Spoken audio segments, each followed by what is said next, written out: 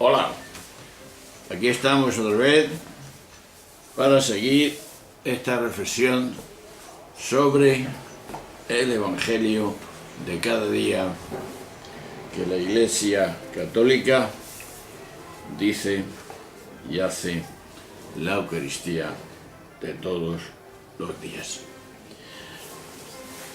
El día anterior fue el día 29, que tratamos en la fiesta de San Pedro y San Pablo la actitud de estos dos grandes hombres que dieron un sí a Jesús, uno de una forma y otro de otra, que nos han dejado para toda la vida.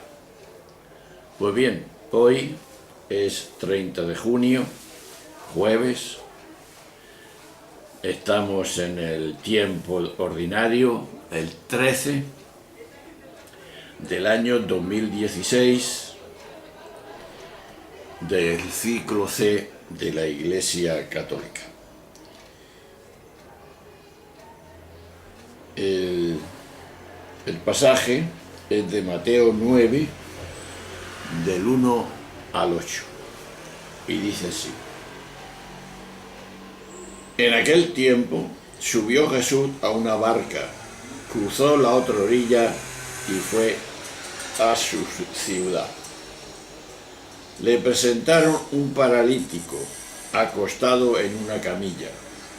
Viendo la fe que tenía, dijo al paralítico: «Ánimo, hijo, tus pecados están perdonados». Algunos de los letrados se dijeron: «Este blasfema». Jesús, sabiendo lo que pensaban, les dijo: «¿Por qué pensáis mal? ¿Qué es más fácil decir: tus pecados están perdonados, o decir: levántate y anda?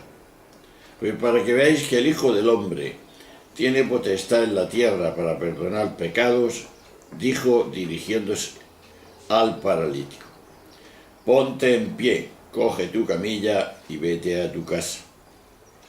Se puso en pie y se fue a su casa. Al ver esto, la gente quedó sobrecogida y alababa a Dios, que da a los hombres tal potestad. La pregunta es un poco larga, pero referente a la antropología. Dice así: se me cuela todavía alguna imagen antropomórfica de Dios, porque esto ocurre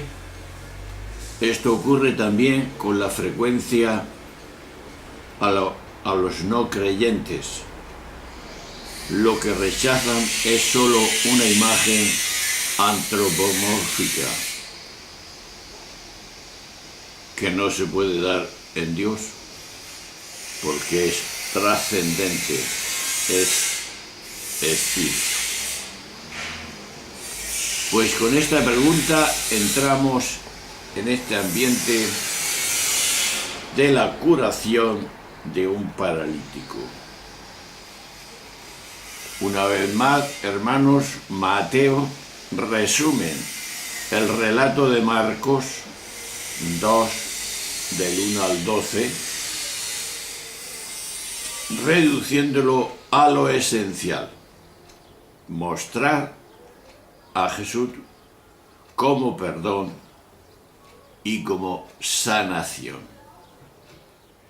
Sin embargo, esa reducción suprime elementos valiosos que en el original de Marcos permiten comprenderlo y leerlo en clave simbólica, porque hace ver en el paralítico la humanidad postrada. Por eso es muy probable que tras la polémica acerca del perdón se busque dar respuesta a la pregunta reproche, que se hacía a las primeras comunidades de entonces. ¿Con qué autoridad perdonáis los pecados?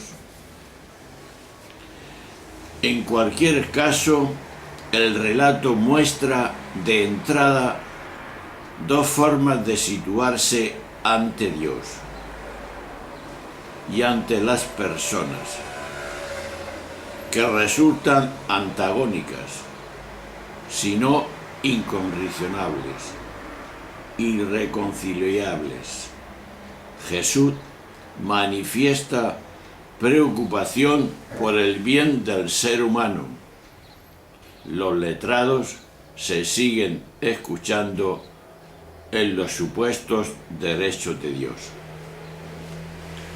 La religión teísta, como consecuencia del dualismo y de la proyección antropomórfica, ha caído con mucha frecuencia en un esquema que daba por supuesta la separación e incluso la rivalidad entre Dios y los seres humanos.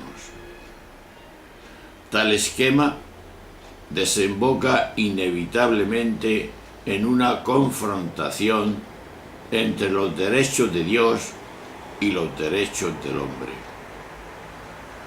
A partir de ahí, la autoridad religiosa,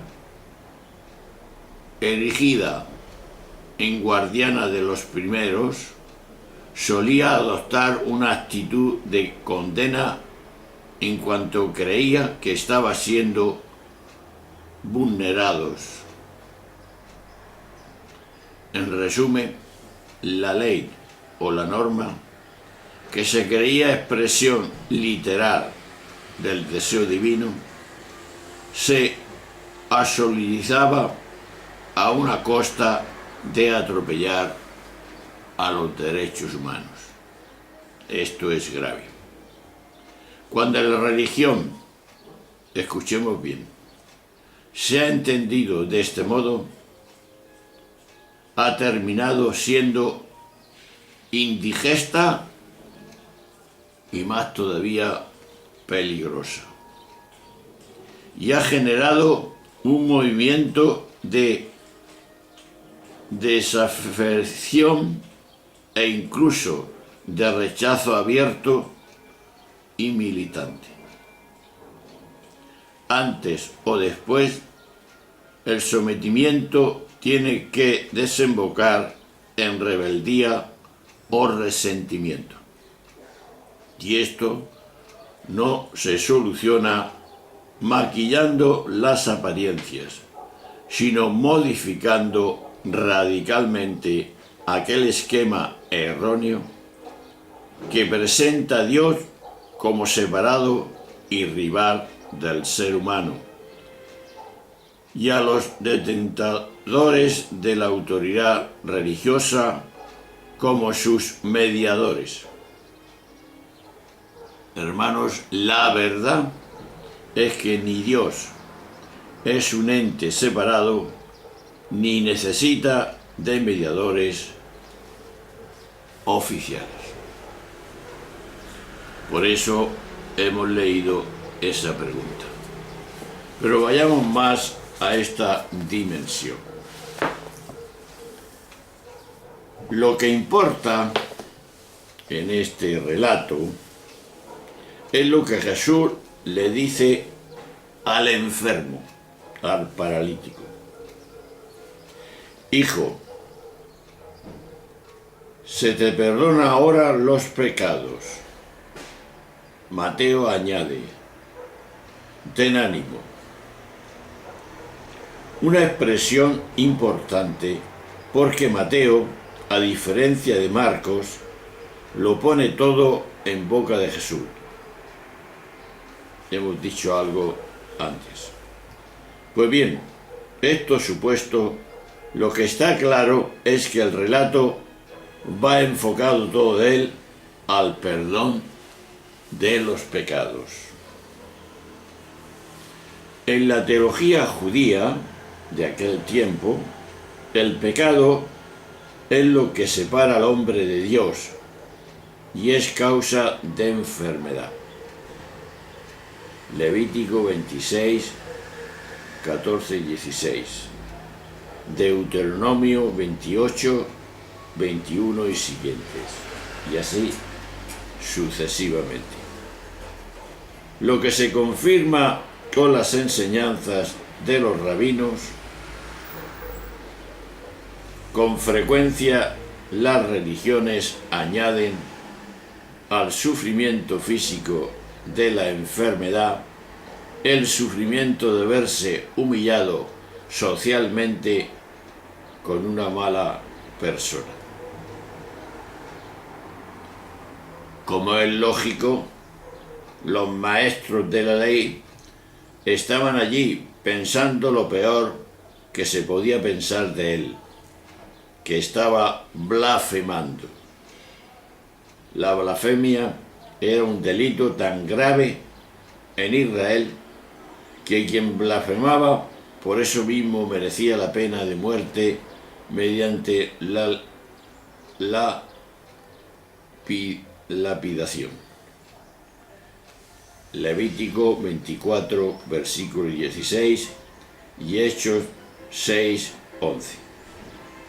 Como es lógico, los responsables de la religión no toleran que el asunto del pecado pueda ser gestionado directamente entre el pecador y Dios. Porque, de ser así, los hombres de la religión se verían desplazados y perderían el poder más fuerte que retienen. Este hecho nos lleva derechamente al problema del perdón de los pecados en la Iglesia. Es evidente que tal como el clero ejerce el poder de perdonar los pecados, ese poder se convierte en una forma de dominio sobre la privacidad y la intimidad del ser humano. Un poder que toca donde nada ni nadie puede tocar. Y bien sabemos el tormento que esto es para muchas personas, lo que se traduce en el abandono masivo del sacramento de la penitencia que tenemos en esta época. Es verdad que a muchas personas les sirve de alivio el poder desahogarse de problemas íntimos que son preocupantes. Como desahogo, eso es bueno, como el que va al psicólogo o al psiquiatra, quiere desahogarse, se desahoga y se tranquiliza. Como obligación que condiciona el perdón, eso es insufrible. Por eso es importante saber esto, lo que dice el Concilio de Trento en su sesión 14, capítulo 5. Sobre la confesión de los pecados necesitamos dos aclaraciones. Primero, no es verdad que el Señor instituyera la confesión íntegra de los pecados. Esto lo vemos evidente a lo largo de toda su vida. Segundo, Jesucristo no ordenó sacerdotes como presidentes y jueces, ni siquiera a modo de ad instar presidentes y jueces. Por tanto, en la Iglesia debe prevalecer la posibilidad real de que cada cual le pida perdón a Dios y pacifique su conciencia con más le ayude. Y pacifique su conciencia como más le ayude. La necesidad de los sacerdotes, por supuesto, que es imprescindible. Tenemos que acoger a la gente con amor y con misericordia. Y saber que en definitiva el perdonar los pecados nos viene del perdón de Dios. Es Dios quien perdona por medio nuestro, pero si uno no se arrepiente, no hay perdón de los pecados.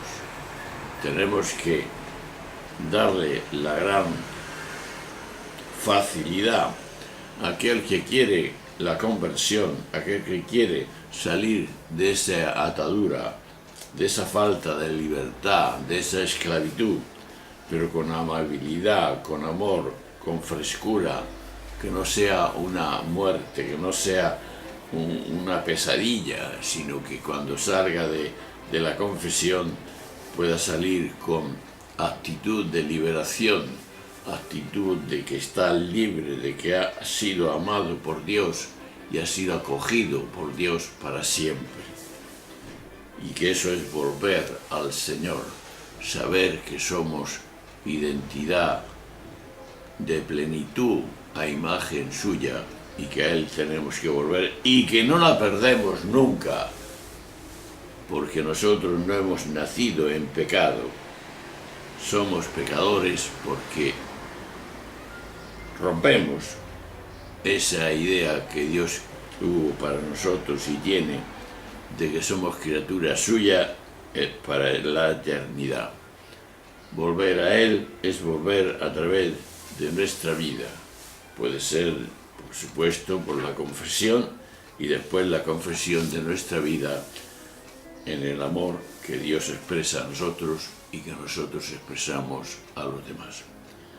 Que el Señor nos bendiga, que el Señor nos dé fuerza para entender siempre este sacramento que está en baja, por supuesto, porque se ha abusado mucho de esa dimensión. Hay que acoger, hay que tener misericordia, hay que amar al penitente. Y el primer penitente somos cada uno de nosotros. Que seamos capaces de reconocer lo que somos y entonces tendremos más alegría, más optimismo y saber que los sacramentos nos deben de llevar al Padre Dios, que en la mentalidad de cada persona y en la mentalidad de Él, por supuesto, estaba en que todos los medios son suficientes para entender el amor que nos tiene. Bueno, hermanos, nos vemos en la próxima sesión y que entendamos que Dios es trascendente, que nosotros somos inmanentes, que no podemos verlo con nuestros ojos en este momento y que donde tenemos que ver a Dios es en el ser humano. Ahí está Dios. Y ahí está el mandamiento: amarás al Señor con todo tu corazón, con toda tu mente, con todo tu ser, y al prójimo como a ti mismo. Ahí está el reflejo de Dios. Si nos amamos unos a otros, estamos amando a Dios. Hasta luego, hasta siempre. Os dejo con esta música y ya nos vemos en la siguiente sesión, que será ya el 1 de julio, viernes. Entramos ya en el mes de julio y agosto, que es el mes que más calor hace en esta tierra. Hasta ahora, hasta siempre, un abrazo.